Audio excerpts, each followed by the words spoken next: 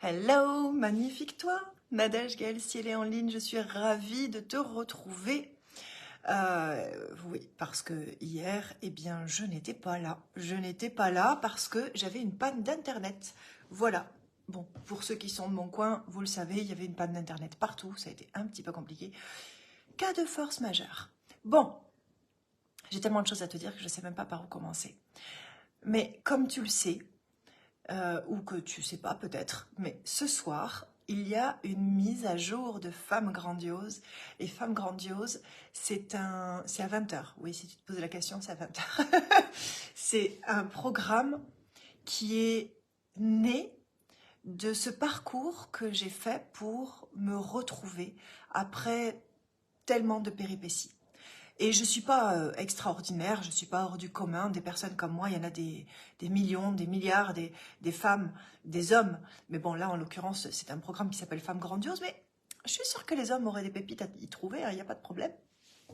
En tout cas, je m'adresse principalement aux femmes parce que, euh, eh bien, certaines des choses que j'ai pu vivre et que j'ai dû dépasser s'adressent spécifiquement aux femmes. Peu importe.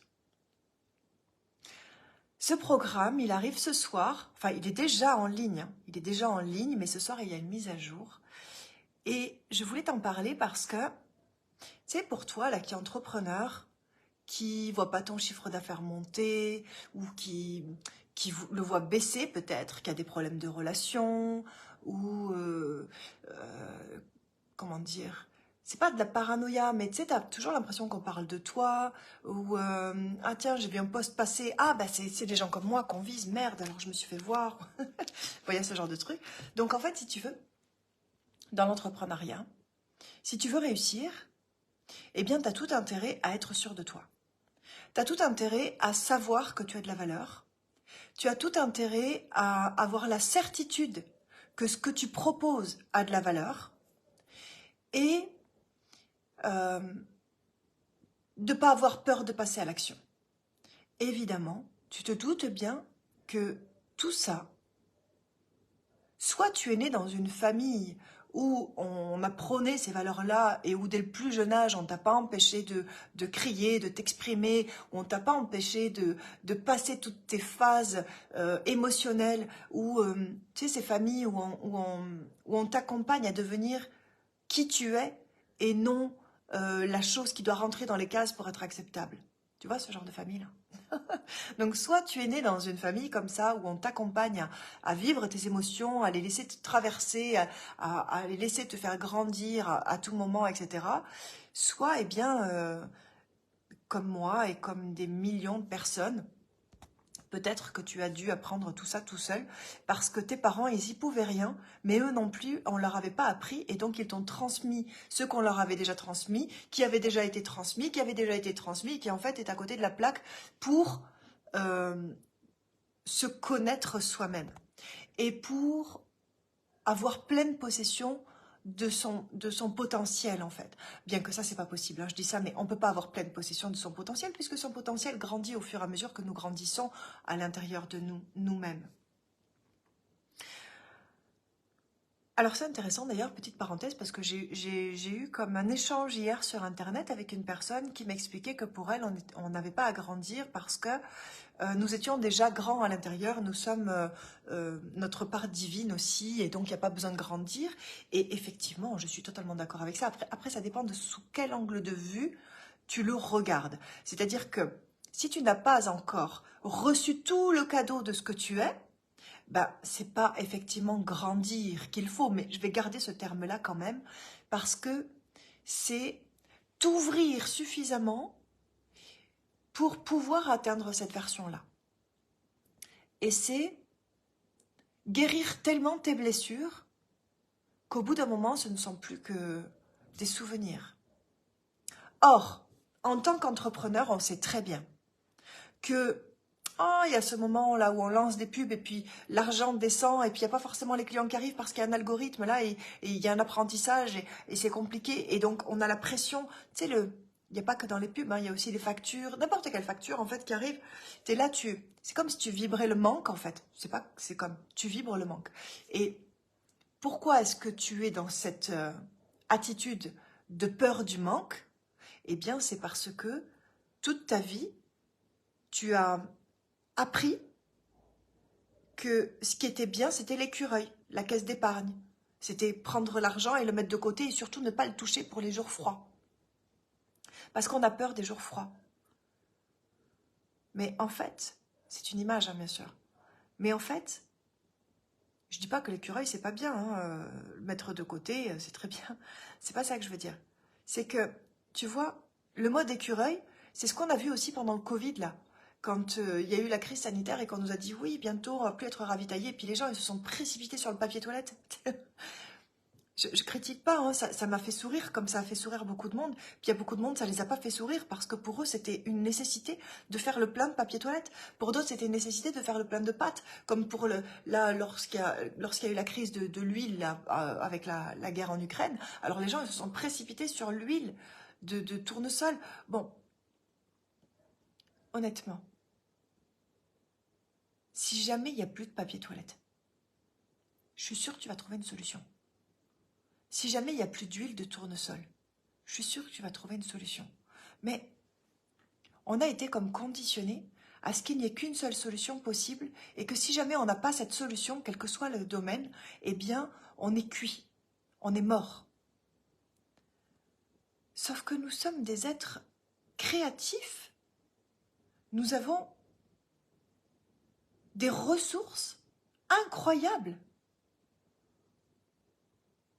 Et quand on se limite à se précipiter sur ce qu'il faut avoir pour ne pas être dans le manque, eh bien on se limite à ne pas aller vers tout notre potentiel. Parce que, je ne vais pas revenir sur le papier toilette, n'attends pas pour ça.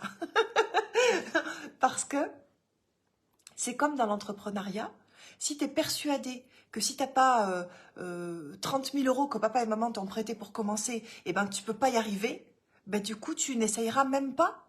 Et tu vas aller vers autre chose. Par exemple, moi je me rappelle quand j'étais au collège, il y avait, tu sais, les conseillers d'orientation là. Et les copines qui avaient vu le conseiller d'orientation avant moi et qui disaient « Non mais moi, mes parents ils m'aideront pas à faire des études, donc je vais aller dans une voie de garage. » Bon déjà c'est affreux, hein. C'est affreux de dire ça parce que, enfin bref, j'ai pas envie d'aller là-dessus, mais une voie de garage, ça veut dire quoi? Ça veut dire la voie où on n'a pas le choix, où on est obligé d'aller là-dedans. Il y a des métiers fabuleux dans ce qu'on appelle les voies de garage. Il y a des métiers géniaux. Ce matin, j'en discutais avec une de mes voisines et je lui disais que un fils d'une de mes clientes venait de m'annoncer qu'il allait faire des études de garagiste, justement. Et elle me dit « Ah, mais c'est génial comme métier !» Mais oui, c'est génial comme métier. Si t'aimes la mécanique et que tu te passionnes pour les bagnoles ou les motos ou les tracteurs, enfin je sais pas dans quoi tu vas être mécanicien, mais c'est génial comme métier. Après, il y a des métiers moins passionnants peut-être, comme technicien de surface, et encore que je connais quelqu'un, je connais une personne au moins, ce qui fait effondrer toute la règle, je connais une personne au moins qui est laveur de carreaux et qui adore ça, qui ne changerait de métier pour rien au monde, il adore ça. Donc vous savez quoi, le truc, c'est pas la voie de garage ou pas la voie de garage, ou est-ce que moi j'ai les moyens de faire ci, ou est-ce que j'ai les moyens de faire ça, ou est-ce que je dois me rabattre sur ça parce que je peux pas faire ci. Ben c'est là que je te dis stop. Parce que moi aussi j'ai fait ça. Et du coup, au début, j'allais pas au bout de mes études parce que j'étais persuadée que de toute façon, je pourrais pas aller au bout, je pourrais jamais les payer, j'ai des parents qui m'aident pas, donc je fais partie de ces gens qui auraient dû prendre une voie de garage. Et j'ai pas pris une voie de garage, je suis partie en droit. Donc j'arrivais pas à assumer ça, quoi. Mais en fait, si, j'assumais très bien. Je travaillais à côté, j'avais mon appartement. Puis je sais pas, il y a un moment donné où, tu sais, mes pensées m'ont rattrapé. Où mes croyances m'ont limité. Et ben, c'est pour tout ça que j'ai créé ce programme, La Femme Grandiose. Parce que moi, j'ai dû dépasser tout ça, comme beaucoup d'entre nous. Mais ça va bien plus loin que ça. Parce qu'il y a ce qu'on nous a appris, qui nous conditionne à faire telle chose et pas une autre parce qu'on n'a pas les trucs requis pour faire ce qu'on a envie de faire. Mais il y a aussi les drames qu'on a pu vivre. Il y a les moments où on a trébuché dans la vie et où, patatras, on a tout perdu, où on a perdu notre dignité, où on a perdu, je sais pas, où on a perdu des relations et ça nous a tellement blessés que, eh bien on se dit plus jamais ça. Et que pour plus jamais ça, on va soit éviter à tout prix que la situation ne se reproduise, par exemple avec les relations, eh bien j'ai été blessée par des relations, donc je ne veux plus du tout de relations, il faut absolument que je reste toute seule, donc plus d'amis ou voilà, ou alors ça va être la démesure inverse, mais bon dans tous les cas, c'est comme quand on ne veut pas reproduire le schéma parental, eh bien soit on va faire le parfait inverse, soit on va tellement pas vouloir le reproduire qu'on va faire pire. C'est en fait en faisant les choses par rapport à un vécu ou une expérience ou un critère passé, eh bien forcément on n'est pas complètement vrai parce que on est conditionné. Je reprends cet exemple parce que je pense que j'ai pas été assez claire. Un enfant, par exemple, qui a été battu. Allez, un enfant qui a été battu, il va dire, ben, moi, je veux absolument pas reproduire ça avec mes enfants. Donc, il va être hyper laxiste. Voilà, on va dire. Il va tout laisser passer. Ou alors, il décidera de ne pas avoir d'enfant. Ou alors, bon voilà. Mais vous avez compris. En fait, il va pas agir en fonction de ses désirs profonds, mais il va agir en fonction de la douleur qu'il a eue, qu'il ne veut pas infliger à quelqu'un d'autre.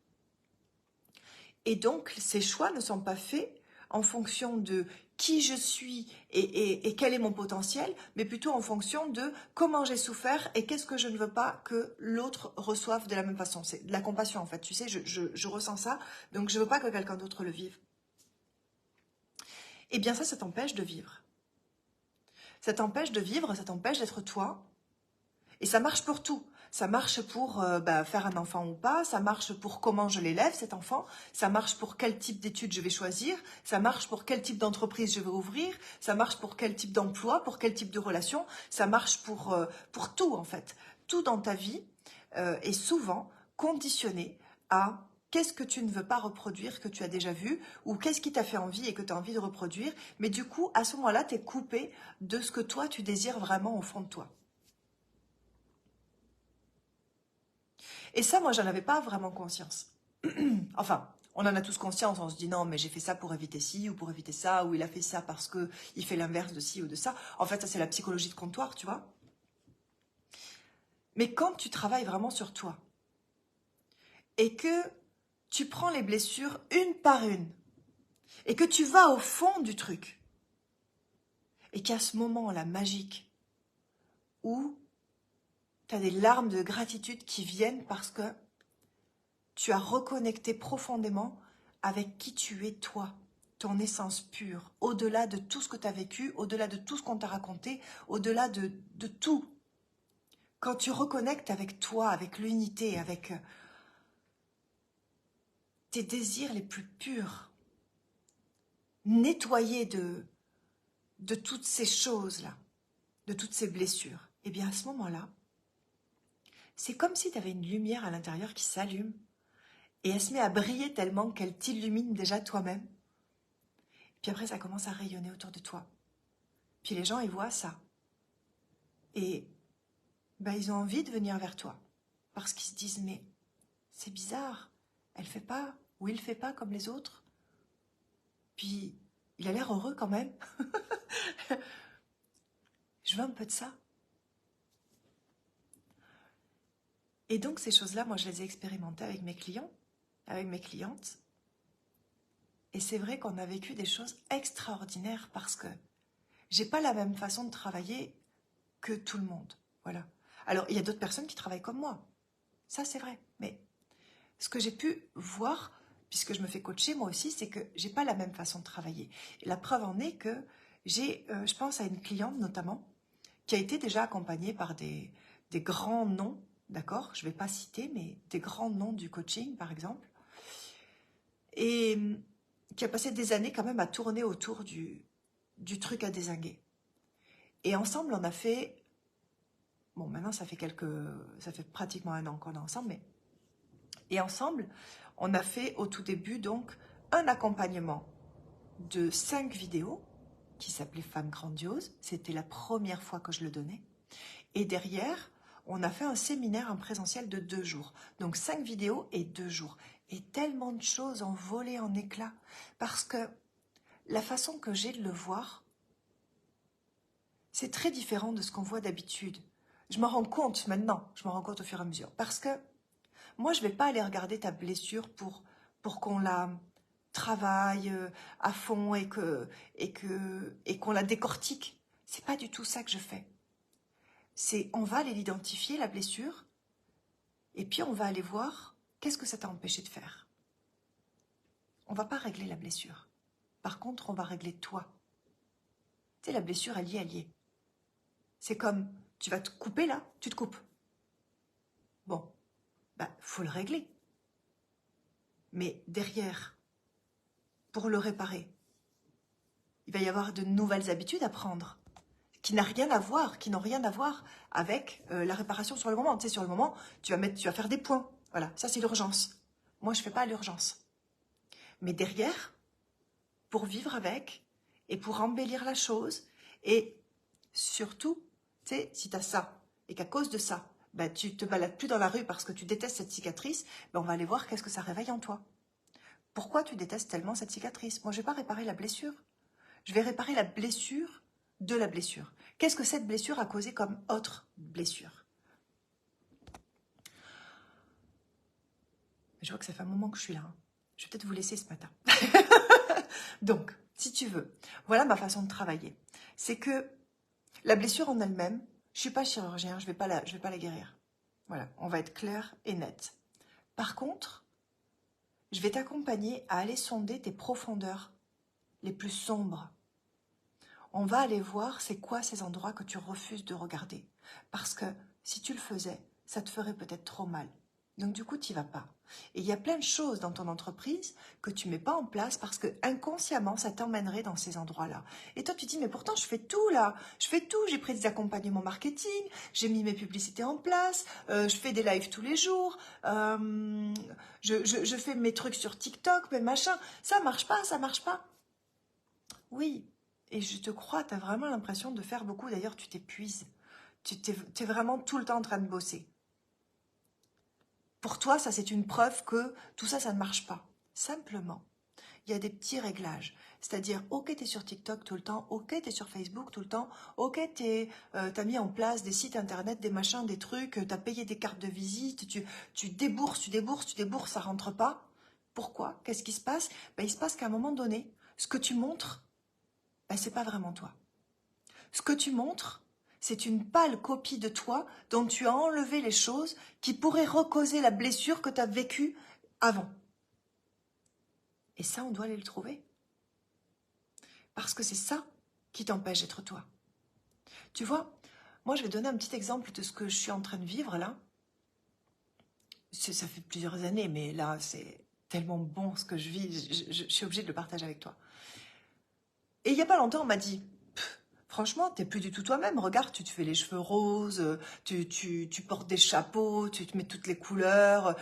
On voit bien que tu copies tes mentors, hein, c'est tout. Tu copies tes mentors. Alors, sur le coup, je me suis posé quand même des questions, même si, je sais pas, non, je crois pas. Et puis, en triant mes armoires, là, je suis retombée sur des photos de quand j'avais 15 ans, 16 ans. Et à l'époque, tu sais, j'écoutais Jamiroquai, j'avais des écharpes de toutes les couleurs, je portais des chapeaux de toutes les formes, je faisais la collection des lunettes de toutes les couleurs. J'avais des cheveux, je mettais les tresses et j'avais les cheveux roses. J'avais 16 ans.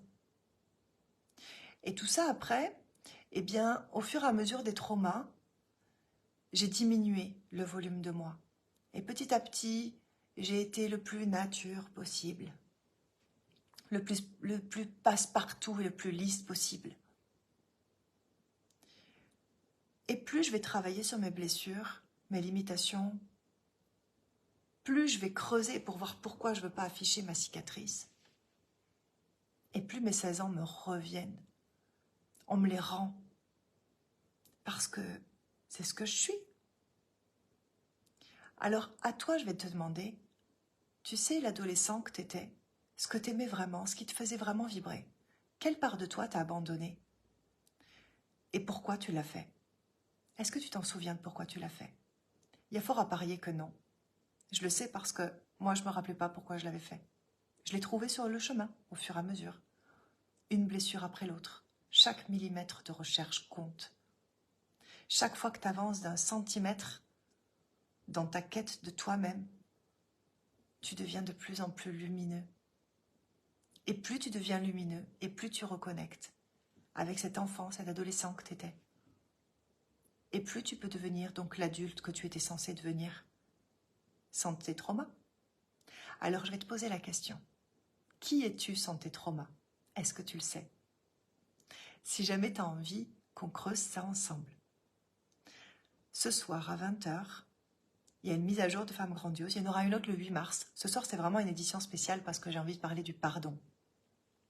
Oui, le pardon, tu sais, là où nous, on pardonne à l'autre, ou alors là où nous, on ne pardonne pas à l'autre, ou là où on recherche le pardon de l'autre, ou là où l'autre veut nous accorder son pardon, mais que le pardon, c'est très délicat. Et ça fait des mois que je travaille là-dessus. D'ailleurs, ça va être un très très gros chapitre de mon livre. Je suis en train de terminer ce chapitre-là. Après, ça part à l'impression. Donc ce soir, je parle du pardon dans Femmes Grandioses et comment se libérer. Comment se libérer avec cette notion-là, la notion du pardon. Se pardonner soi-même, chez moi, ça a une toute autre dimension que ce que tu crois. Donc ce soir à 20 h, si jamais ça t'intéresse et que tu ne sais pas où trouver le lien, mets-moi un message privé. Je me ferai un plaisir de te donner le lien. Bon, je te laisse parce que ça fait quand même longtemps que je te tiens là. Du coup, je te souhaite une très très très belle journée. Et je te dis à demain ou à ce soir dans Femmes Grandioses.